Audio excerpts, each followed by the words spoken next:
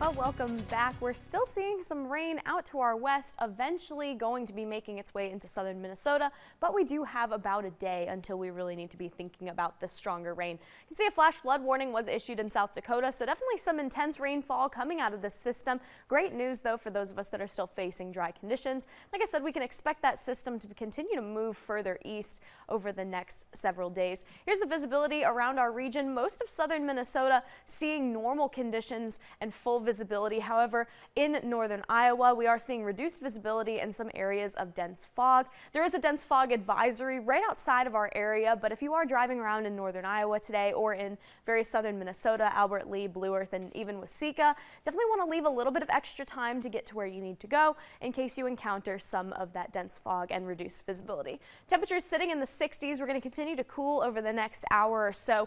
62 degrees in Mankato right now, 61 in St. James, and then out in the 50s as we go further west, 54 degrees in Slayton right now, 55 degrees in Jackson. And for the rest of the day, we can kind of expect a mix of sun and clouds, very similar to yesterday, almost a little bit of a summer feeling, especially with a little more humidity today than what we had yesterday. Later on in the evening, though, we can expect a lot more cloud coverage as that system moves further in from the west and brings us eventually some of that rain that we're expecting this upcoming weekend. Here's a futurecast starting later today. We're going to be warming up into the lower 80s, mid 80s for some by later this afternoon, and then that system is going to begin to slowly make its way in. It is possible that a couple of our very western counties could experience a couple of rain showers today. Also, if you're going to be out in the south of the Twin Cities, closer to that Wisconsin border, a couple of rain and thunderstorms are possible there too, but the majority of us remaining dry throughout today.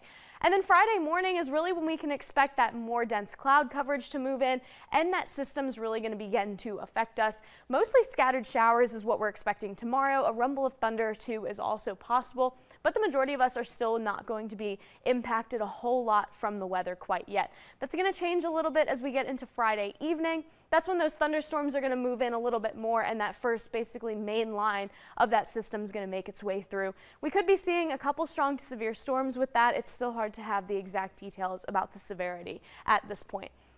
Here's the rain totals for the entire weekend. It is important to note that this does tend to overestimate a little bit, but it does kind of give us an idea of which areas are expected to see more rain. Our more western counties could see closer to an inch, where the rest of us seeing closer to a half an inch to 3/4 of an inch. 80 for the high today, a couple of degrees cooler than what we saw yesterday. A nice mixture of some sunshine and clouds later on in the afternoon, and then increasing cloud coverage this evening. 59 for the low early tomorrow morning. The wind's going to continue out of the southeast.